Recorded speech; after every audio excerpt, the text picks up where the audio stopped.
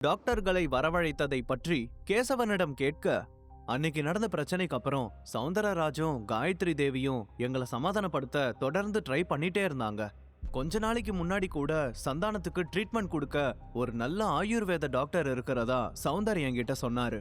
But அந்த டைம்ல சந்தானத்தோட health condition ரொம்ப பெட்டரா இருந்ததுனால எனக்கு சௌந்தரோட உதவி தேவைப்படல. ஆனா நடுவுல என்ன நடந்துச்சுன்னே தெரியல. மறுபடியும் சந்தானத்தோட ஹெல்த் கண்டிஷன் ரொம்ப மோசமாயிடுச்சு. எங்க ரெண்டு குடும்பத்துக்கும் நடுவுல இருக்கிற ரிலேஷன்ஷிப் முன்ன மாதிரியே பெட்டரா இருக்கணும்னு சௌந்தரராஜ் ஆசைப்படுறாரு. அதுக்காக நான் ஒரு ஸ்டாம்ப் பேப்பர்ல கையெழுத்து போடணும்னு சொன்னாரு. ஆனா இப்ப வரைக்கும் நான் அதுக்கு சம்மதிக்கல. இருந்தாலும் கூட சந்தானம் குணமாகணுங்கிற ஒரே காரணத்துக்காக அவர் தான் இவங்க ரெண்டு பேரையும் அனுப்பி வச்சாரு என்று கேசவன் சொன்னார். அதற்கு தீபக், என்ன நீங்க இவ்ளோ அப்பாவியா இருக்கீங்க? அவர் சொல்றத வச்சு பார்க்கும்போது அவர் உங்ககிட்ட இருந்து பெருசா லாபத்தை எதிர்பார்க்கிற மாதிரி தெரியுது. எனிவே முதல்ல சந்தானம் குணமாகட்டும், அதுக்கப்புறம் இத பத்தி பேசிக்கலாம். இதை சொல்லிவிட்டு தீபக் சந்தானத்துக்கு அருகில் சென்றான். சிறிது நேரம் சந்தானத்தையே பார்த்து கொண்டிருந்த தீபக்குக்கு ஏதோ தவறாக இருப்பது போல் தோன்றியது. அவன் சந்தானத்தின் பிரீத்திங் டைமை நன்றாக கவனித்து பார்த்தான். அப்போது டாக்டர் சௌமியா அவனுக்கு பின்னால் வந்து நின்றாள். அவள் தீபக்கை முறைத்து பார்த்தாள். சௌமியாவை அங்கே பார்த்த கேசவன் அவளிடம், என்னாச்சு சௌமியா, உனக்கு ஏதாவது வேணுமாமா என்று கேட்டார். தாத்தாவும் நானும் எப்பவும் வார்ம் வாட்டர் குடிக்கிறது தான் பழக்கம். மேல ஹாட் வாட்டர் எதுவும் இல்ல, அதனாலதான் எடுத்துட்டு போலான்னு இங்க வந்தேன் என்றாள். அவ்வளவுதானே, நான் உடனே உங்களுக்கு வார்ம் வாட்டரை கொடுத்து அனுப்புறேன் என்றார். ஆனால் சௌமியாவின் முழு கவனமும் தீபக் மீதுதான் இருந்தது. எதுக்கு நீங்க அவரையே பார்த்துட்டு இருக்கீங்க என்று கோபத்தோடு கேட்க, தீபக் அவளிடம் மிகவும் அமைதியாக, அது என்னன்னா, நீங்க செஞ்ச பஞ்சகர்மா ட்ரீட்மெண்ட் ரொம்ப நல்லா ரியாக்ட் ஆயிருக்கு. ஆனா உங்க ட்ரீட்மெண்ட்ல ஏதோ ஒன்னு தப்பா இருக்கிற மாதிரி எனக்கு தோணுது. கரெக்டா சொல்ல தெரியல, ஆனா ட்ரீட்மெண்ட்டுக்கு அப்புறம் அவரோட பிளட் கவுண்ட் குறையற மாதிரி தெரியுது. அப்புறம் என்று சொல்லிக் கொண்டிருக்க அவன் பேசி முடிப்பதற்குள் அவனை இடைமறித்து கோவத்தோடு, அப்புறம் வேற என்ன, இன்னும் என்னென்னலாம் எங்களை குறை சொல்ல போறீங்க? இதுக்கு முன்னாடி நான் ட்ரீட்மெண்ட் கொடுக்கும்போது என்ன சந்தேகத்தோட பார்த்துட்டு இருந்தீங்க. இப்போ என்னடான்னா என் ட்ரீட்மெண்ட்ல குறை சொல்ல ஆரம்பிச்சிட்டீங்களா? இருங்க, நான் போய் என் தாத்தாவை கூட்டிட்டு வரேன். இதை சொல்லிவிட்டு டாக்டர் சௌமியா உடனடியாக பாரதியை அழைத்து வருவதற்காக ஓடினாள். அதற்குள் கேசவன் தீபக்கிடம் வந்து, என்னாச்சு தீபக், ஏதாவது பிரச்சனையா என்று கேட்டார். பிரச்சனை தான், ஆனா அதை விளக்கமா சொல்றதுக்கு இப்ப டைம் இல்ல. சந்தானம் அங்கிளுக்கு நானே ட்ரீட்மெண்ட் கொடுக்கலான்னு நினைக்கிறேன் என்றான். வேணுகோபால் மாதிரியான பெரிய பெரிய ஆட்கள் தீபக்கை பாராட்டுகிறார்கள் என்றால் அவனிடம் ஏதோ ஒரு ஸ்பெஷாலிட்டி இருக்கிறது என்று கேசவனுக்கு புரிந்தது. கேசவனின் பார்வையில் தீபக் ஒரு டாக்டர் இல்லை என்றாலும் தீபக் நிச்சயமாக சந்தானத்தின் உயிரை வைத்து விளையாட மாட்டான் என்ற நம்பிக்கை அவருக்கு அதிகமாக இருந்தது. ஆனால் அவர் முடிவெடுப்பதற்குள் தீபக் உடனடியாக ட்ரீட்மெண்ட்டை ஆரம்பித்து விட்டான். தீபக்கின் செயல்களை பார்த்து கேசவன் ஒரு கணம் திகைத்து விட்டார். ஏதோ பல வருட அனுபவம் இருப்பவனை போல தீபக் மிகவும் கேஷுவலாக ட்ரீட்மெண்ட் செய்து கொண்டிருந்தான். அவனிடம் எந்த டென்ஷனும் இருக்கவில்லை. மிஸ்டர் கேசவன், இவருக்கு பஞ்சகர்மா ட்ரீட்மெண்ட் தேவையே இல்ல. இவருக்கு பிராண சக்கர டெக்னிக் தான் தேவைப்படும். இந்த டெக்னிக்கை யூஸ் பண்றதுனால அவரோட உடம்ப மட்டும் இல்ல, மனசையும் சுத்தம் செய்யும். நம்ம உடம்புல இருக்கிற 7 சக்கரங்களையும் சீரமைச்சு எல்லா நச்சுக்களையும் வேரிலிருந்து நீக்கிடும். தீபக் இதையெல்லாம் சொல்லிக்கொண்டே ஒரு பேஸ்ட் போன்ற மருந்தை உருவாக்கி அதை சந்தானத்தின் மார்பில் தடவி விட்டான். அதற்குள் டாக்டர் பாரதியும் டாக்டர் சௌமியாவும் அந்த இடத்திற்கு வந்து விட்டார்கள். தீபக் சந்தானத்துக்கு ட்ரீட்மெண்ட் கொடுத்து கொண்டிருப்பதை பார்த்தவுடன் அவனை தடுக்க முயற்சித்தார்கள். ஆனால் தீபக்கின் ட்ரீட்மெண்ட்டுக்கு நடுவில் யாரும் தொந்தரவு செய்வதை கேசவன் விரும்பவில்லை என்பதை புரிந்து கொண்ட சித்தார்த் அவர்களை தடுத்தான். இறுதியாக தீபக் தன்னுடைய 2 கைகளாலும் சந்தானத்தின் கைகளை இறுக்கமாக பிடித்துக்கொண்டு கண்களை மூடி சில மந்திரங்களை உச்சரித்தான். அதையெல்லாம் சொல்லி முடித்த பிறகு தீபக் அவர் வாயில் சிறிதளவு மருந்தை ஊற்றினான். ட்ரீட்மெண்ட் தொடங்குவதற்கு முன் சில பூக்கள், இலைகள் மற்றும் எண்ணெயை சேர்த்து அந்த மருந்தை தயாரித்து வைத்திருந்தான். அவன் மெதுவாக சந்தானத்தின் கைகளையும் கால்களையும் அசைத்தான். பிறகு அங்கிருந்து எழுந்து கேசவனிடம் சென்றான். கேசவன் அவனை பார்த்தவுடன், தீபக் இப்ப எப்படி இருக்காரு, அவருக்கு சுயநினைவு திரும்பிடுமா என்று கேட்டார். தீபக் கேசவனின் தோளில் கையை வைத்து, நிச்சயமா அவர் சரியாயிடுவாரு, நீங்க கவலைப்படாதீங்க என்றான். ஆனால் இதையெல்லாம் பார்த்து கொண்டிருந்த பாரதியும் சௌமியாவும் திகைத்து போய் நின்றார்கள். டாக்டர் சௌமியா ஒரு படி மேலே போய் தீபக்கிடம் வந்து அவன் காலரை பிடித்து கொண்டு, ஹேய், உனக்கு எவ்வளவு தைரியம் இருந்தா எங்க பேஷண்ட்டுக்கு வலுக்கட்டாயமா ட்ரீட்மெண்ட் கொடுப்ப? எங்க 2 பேரையும் இன்சல்ட் பண்றியா என்று சொல்லிவிட்டு கேசவனை திரும்பி பார்த்து, கேசவன் சார், இனிமே சந்தானத்துக்கு என்ன நடந்தாலும் அதுக்கு நாங்க பொறுப்பு இல்ல. இதோ இங்க நிக்கிறானே, இவன் தான் பொறுப்பு. எங்க திறமைய நீங்க நம்பலல்ல, பின்ன எதுக்காக எங்களை வர சொன்னீங்க? எங்களை கூப்பிட்டு வச்சு அவமானப்படுத்துறீங்களா என்று ஆத்திரமாக கேட்டாள். கேசவன் டாக்டர் சௌமியாவை அமைதிப்படுத்த முயன்றான். ஆனால் அவள் தொடர்ந்து தீபக்கை தான் குற்றம் சொல்லிக் கொண்டே இருந்தாள். கொஞ்ச நேரத்துக்கு முன்னாடி நாங்க செஞ்ச பஞ்சகர்மா டெக்னிக்கை வேடிக்கை பார்த்துட்டு சரியாக போற நேரத்துல மந்திரம் சொல்லி கிரெடிட்ஸை தட்டிட்டு போலான்னு பாக்குறீங்களா? அதை பார்த்துட்டு சும்மா இருக்க நாங்க என்ன முட்டாளா? இது எங்க ஃபேமிலில தலைமுறை தலைமுறையா பண்ற டெக்னிக். நீங்க அதை திருடி இருக்கீங்க. நீங்க ஒரு திருடன் என்றாள். ஆனால் தீபக்கிடம் எந்த பதட்டமும் இருக்கவில்லை. அவன் அமைதியாக அவளிடம், இங்க பாருங்க டாக்டர் சௌமியா, உங்களுக்கு சந்தேகமே வேண்டாம். சந்தானம் உங்க பேஷண்ட் தான். நீங்க தான் அவரை குணப்படுத்த முயற்சி பண்ணிருக்கீங்க. எனக்கு எந்த கிரெடிட்ஸும் வேண்டாம். நான் என்ன செஞ்சேங்கிறத நீங்க கொஞ்சம் கவனமா பார்த்திருந்தா நான் எந்த தப்பும் பண்ணலன்னு உங்களுக்கும் புரிஞ்சிருக்கும். எனக்கு இந்த மெடிக்கல் சயின்ஸ் பத்தி ஒரு நல்ல அண்டர்ஸ்டாண்டிங் இருக்கு. குறிப்பா ஆயுர்வேத மெடிசன்ஸ் பத்தி எனக்கு நல்லாவே தெரியும் என்றான். அவன் பேசி முடிப்பதற்குள் சௌமியா கோபமாக கத்த ஆரம்பித்தாள். Shut up! எங்க மருத்துவத்தை பத்தி உனக்கு என்ன தெரியும்? நீ என்ன இதுல கோர்ஸ் முடிச்சிருக்கியா? எங்க உன்னோட சர்டிபிகேட்டை காட்டு பார்க்கலாம் என்றாள். அப்போது பாரதி அவளை அமைதிப்படுத்தி, என்னாச்சு சௌமியா, ஏன் இப்படி பைத்தியக்காரத்தனமா நடந்துக்கிற? அவன் எந்த தப்பும் பண்ணல என்றாள். அதை கேட்ட சௌமியாவுக்கு மேலும் கோபம் வந்து விட்டது. கரெக்டா பண்ணிருக்கலாம், ஆனா அது நம்ம டெக்னிக். அதை திருடி இருக்காரு. நம்மள ஃபாலோ பண்ணி நல்ல பேர் வாங்க பாக்குறாரு. அவருக்கு ஆயுர்வேதத்தை பத்தி என்ன தெரியும்? சும்மா வேடிக்கை பார்த்ததை வச்சு ஏதோ ஒண்ணு பண்ணி மந்திரம் சொல்லிட்டா போதுமா? இதுக்கு எவ்வளவு ஹார்ட் ஒர்க் தேவைன்னு உங்களுக்கு தெரியாதா தாத்தா?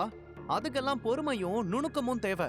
எங்கேயாவது ஒரு விஷயம் தப்பாயிடுச்சுன்னா கூட பேஷண்டோட உயிருக்கே ஆபத்து ஏற்படலாம் என்றாள்.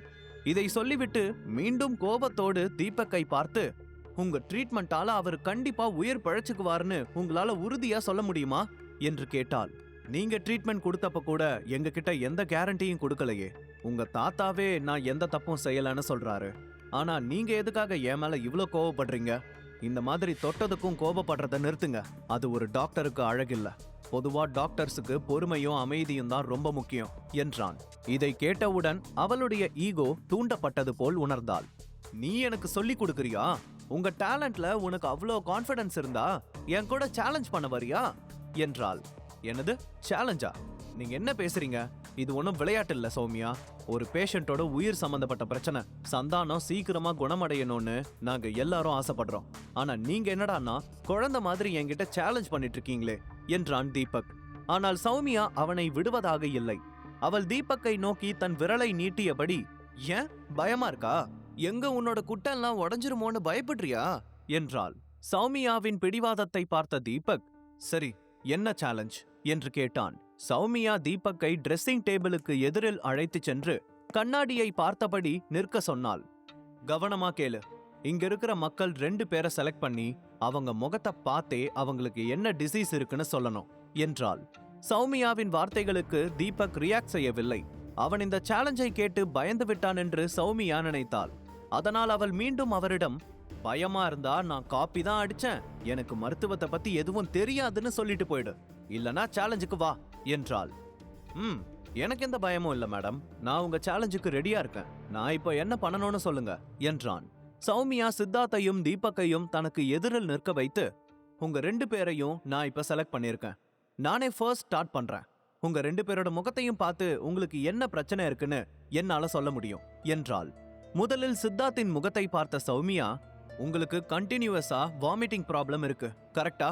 ஆயில் கண்டென்ட் இருக்கிற ஃபுட்டை சாப்பிட்டாலோ காரமா சாப்பிட்டாலோ அவ்வளோ சீக்கிரம் டைஜஸ்ட் ஆகாது, கரெக்ட் தானே என்றாள். சௌமியாவின் வார்த்தைகளை கேட்ட சித்தார்த் ஆச்சரியத்தோடு ஆமா என்று தலையசைத்தான். அதை பார்த்த சௌமியாவுக்கு உற்சாகமாக இருந்தது. அவள் தீபக்கை பார்த்து நக்கலாக சிரித்து கொண்டே, பாத்தியா, நான் அவன் முகத்தை பார்த்தே சொல்லிட்டேன் பாத்தியா? இன்னொன்னும் சொல்லட்டுமா? அவனுக்கு கிட்னில ப்ராப்ளம் இருக்கு. இப்படியே போனா இன்னும் கொஞ்ச நாள்ல கிட்னி ஃபெயிலியர் ஆகிடும். நீ அதிகமா குடிக்கிறதுனால தான் இந்த பிரச்சனை என்றாள். கிட்னி ஃபெயிலியர் என்ற வார்த்தையை கேட்டவுடன் கேசவனுக்கு பயம் வந்து விட்டது. சித்தார்த்துக்கு ஒன்றுமே புரியவில்லை. தீபக் சௌமியாவிடம், எங்க என்னோட முகத்தை பார்த்து எனக்கு என்ன ப்ராப்ளம்னு சொல்ல முடியுமா என்று கேட்க, அஃப்கோர்ஸ் நமக்குள்ள சேலஞ்சே அதானே, ஏன் பயமா இருக்கா என்றாள். ஆனால் தீபக் அதற்கு ரியாக்ட் செய்யவில்லை. அவள் தீபக்கின் முகத்தை பார்த்துவிட்டு, உங்களுக்கு ஹார்ட் டிசீஸ் இருக்கு, எப்ப வேணாலும் உங்களுக்கு ஹார்ட் அட்டாக் வரலாம் என்றாள். கேசவனும் சித்தார்த்தும் அதை கேட்டு ஷாக் ஆகிவிட்டார்கள். ஆனால் தீபக் சிரித்துக்கொண்டே, சாரி டாக்டர், எனக்கு ஹார்ட் அட்டாக் வரணுங்கிறது உங்க ஆசையா இருக்கலாம், ஆனா எனக்கு அப்படி எந்த ப்ராப்ளமும் இல்ல என்றான். அதை கேட்ட சித்தார்த்தும், எஸ், தீபக் சொல்றது கரெக்ட் தான் டாக்டர், எனக்கு எப்படி கிட்னி ஃபெயிலியர் ஆகும், நான் ட்ரிங்க்ஸ் பண்ணவே மாட்டேன் என்றான். நீங்க ஒத்துக்கிட்டாலும் ஒத்துக்கலனாலும் நான் சொல்றது தான் உண்மை.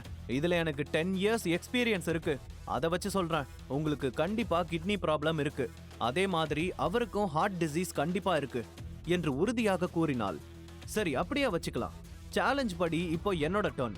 இப்போ நான் ட்ரை பண்ணட்டுமா என்று கேட்க, அதற்கு சௌமியா சரி என்று சொல்லிவிட்டு சற்று தள்ளி நின்றாள். தீபக் சித்தார்த்துக்கு எதிரில் வந்து நின்றான். சித்தார்த்தின் முகத்தை சில வினாடிகள் பார்த்த பிறகு தீபக் சௌமியாவிடம், நீங்க சொல்ற மாதிரி சித்தார்த்துக்கு எந்த கிட்னி ப்ராப்ளமும் இல்ல, ஆனா அவருக்கு பேக் பெயின் இருக்கு. அதுக்காக அவர் கொஞ்ச நாளா சில ஸ்ட்ராங் மெடிசன்ஸ் எடுத்திருக்காரு. இந்த மெடிசன் தான் அவரோட வாமிட்டிங்கும் அசிடிட்டிக்கும் காரணம். மத்தபடி கிட்னி ப்ராப்ளம்லாம் எதுவுமே இல்ல என்றான். இதை கேட்ட சித்தார்த் நிம்மதியாக, ஆமா தீபக், நீங்க கரெக்டா சொன்னீங்க, எனக்கு ரொம்ப நாளாவே பேக் பெயின் இருக்கு. என் ஃப்ரெண்டு கொஞ்ச நாளைக்கு முன்னாடி ஒரு இம்போர்ட்டட் மெடிசன் கொண்டு வந்து கொடுத்தான். அதையும் நீங்க கரெக்டா சொல்லிட்டீங்க. அதை சாப்பிட ஆரம்பிச்சதுல இருந்து தான் எனக்கு இந்த வாமிட்டிங் ப்ராப்ளமே ஸ்டார்ட் ஆச்சு என்றான். எப்பவும் முதுக நேரா வச்சு உட்காரு. நான் உனக்கு ஒரு ஆயில் தரேன், அதை கண்டினியூஸா அப்ளை பண்ணிட்டே வா. அடுத்த 1 மாசத்திலேயே உனக்கு நிறைய டிஃபரன்ஸ் தெரியும். இனிமே அந்த இம்போர்ட்டட் மெடிசனை சாப்பிட வேண்டாம், அதை ஸ்டாப் பண்ணிடு என்றான். இதை சொல்லிவிட்டு அவன் சௌமியாவை திரும்பி பார்த்தான். அவள் தன்னுடைய தவறை உணர்ந்திருப்பாள் என்று நம்பினான். ஆனால் தீபக்கின் வார்த்தைகளை கேட்ட பிறகு டாக்டர் சௌமியா சத்தமாக சிரிக்க ஆரம்பித்து விட்டாள். அவள் ஏன் திடீரென சிரிக்கிறாள் என்று புரியாமல் சித்தார்த்தும் தீபக்கும் ஒருவரையொருவர் பார்த்து கொண்டார்கள். பிறகு இருவரும் சௌமியாவை திரும்பி பார்க்க, என்ன, எனக்கு எதுவுமே தெரியாதுன்னு நினைச்சீங்களா? நீங்க 2 பேரும் ஒன்னு சேர்ந்துக்கிட்டு என்னை ஏமாத்த பாக்குறீங்களா? சித்தார்த் உங்களை காப்பாத்த முயற்சி பண்றாரு, அதனாலதான் நீங்க சொல்றத உண்மைன்னு ஒத்துக்கிறாரு. ஆனா இப்பவும் சொல்றேன், நீங்க 2 பேருமே சீக்கிரமா செத்து போயிடுவீங்க என்றாள். இதை கேட்டு கொண்டிருந்த பாரதி, போது நிறுத்து சௌமியா, ஒரு டாக்டரோட வாயிலிருந்து வரக்கூடிய வார்த்தையா இது? ஒரு உயிரை காப்பாத்துறது தான் நம்ம வேலை. முடிஞ்ச வரைக்கும் நம்பிக்கை தர மாதிரி பேசணும். ஒரு சேலஞ்சில் ஜெயிக்கணும்னா நீ உன் இஷ்டத்துக்கு பேசுவியா? ஆனால் சௌமியா அதிலிருந்து பின்வாங்க தயாராக இல்லை. டாக்டர் பாரதியிடம், தாத்தா, எங்க 2 பேர்ல யார் கரெக்ட்னு நீங்களே செக் பண்ணி சொல்லுங்க தாத்தா என்று சொல்ல, அவர் தீபக்கின் சம்மதத்தோடு அவனுடைய நாடி துடிப்பை சரிபார்த்தார். பிறகு சௌமியாவிடம், நீ சொன்னது தப்புமா, இவருக்கு எந்த ஹார்ட் டிசீஸும் இல்ல, ஹீ இஸ் ஃபைன். நீ நாடி துடிப்பை செக் பண்ணாம எந்த நோயை பத்தி சொன்னாலும் அது தப்பாதான் இருக்கும். இப்பவே தீபக் கிட்ட சாரி சொல்லு என்றார். சௌமியாவுக்கு எரிச்சலாக இருந்தது. ஆனால் அவளால் தன்னுடைய தாத்தாவின் வார்த்தையை தட்ட முடியவில்லை. அதனால் அவள் தலை குனிந்து, என்ன மன்னிச்சிருங்க என்று வேண்டா வெறுப்பாக கூறினாள். ஆனால் தீபக் அவளுடைய தவறை பெரிதாக எடுத்துக்கொள்ளவில்லை.